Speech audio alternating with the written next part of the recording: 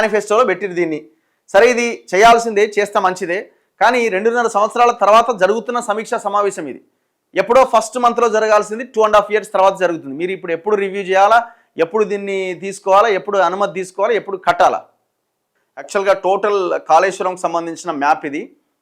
So యాక్చువల్గా వీళ్ళు అంటున్నది ఏంటంటే, ఇప్పుడు తుమ్మిడిహెట్టి నుంచి ఇగో, సో ఇది తుమ్మిడిహెట్టి. ఈ తుమ్మిడిహెట్టి నుంచి 148 TMCల దగ్గర అన్నది పాత ప్లాన్. ఇది 1.85 TMC బరాజ్ ఇది. సో ఇక్కడ నుంచి నేరుగా ఎల్లంపల్లిలోకి నీళ్లు తీసుకురావాలన్నది ప్లాన్. తుమ్మిడిహెట్టి నుంచి ఎల్లంపల్లి గ్రావిటీ ద్వారా. సో ఇక్కడ ఇది పెద్ద ఖర్చు ఉండదు, జస్ట్ ఒక చిన్న ఇక్కడ లిఫ్ట్ ఒకటి పెడితే దాదాపుగా వాటర్ని మొత్తం ఇక్కడ తీసుకురావచ్చు అన్నది, ఎల్లంపల్లికి తీసుకురావచ్చు. దాని ద్వారా మిగతా ఈ కాళేశ్వరం ప్రాజెక్టులో భాగంగా కట్టిన మల్లన్న సాగర్ అని ఇంకోటి కానీ అక్కడికి నీళ్లు తరలించే అవకాశం ఉంటుంది.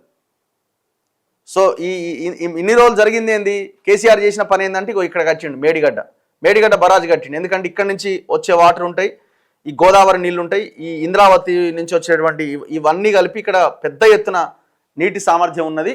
సో ఈ నీటి సామర్థ్యం ఉంది కాబట్టి ఎప్పటికక్కడ నీళ్లు ఉంటాయి. సో కావాల్సిన నీళ్లు మనం ఎత్తిపోసుకోవచ్చు అని ఈడ మేడిగడ్డ, ఈడ అన్నారము, ఈడ సుందిల్లా అని 3 బ్యారేజీలు కట్టిండు. ఈ 3 బ్యారేజీల నుంచి ఎల్లంపల్లికి ఎత్తిపోయాలనేది ఆయన ప్లాన్.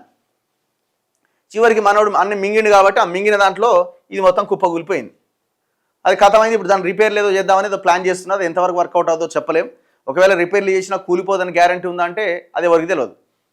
సో మొత్తానికి 3 బ్యారేజీలతో ఈ వ్యవహారం అంతా ఫెయిల్ అయింది. కాంగ్రెస్ హామీ ఇచ్చింది ఏంటంటే ఇగో ఇక్కడ తుమ్మిడిహెట్టి నుంచి డైరెక్ట్ ఎల్లంపల్లికి నీళ్లు తీసుకురావాలన్నది కాంగ్రెస్ ఆలోచన, ముందు ప్రణాళిక అది.